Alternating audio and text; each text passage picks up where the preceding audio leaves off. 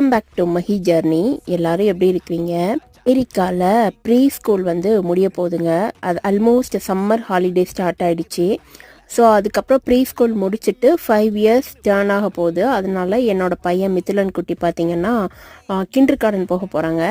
அதனால pre school படித்த எல்லா டீச்சர்ஸ்க்குமே ஸ்கூல் கிராஜுவேஷன் முடித்த அன்னைக்கே நாங்கள் இந்த ரிட்டர்ன் கிஃப்ட் எல்லாமே நாங்கள் வந்து டீச்சர்ஸ் கையில் நாங்கள் கொடுத்துட்டோங்க.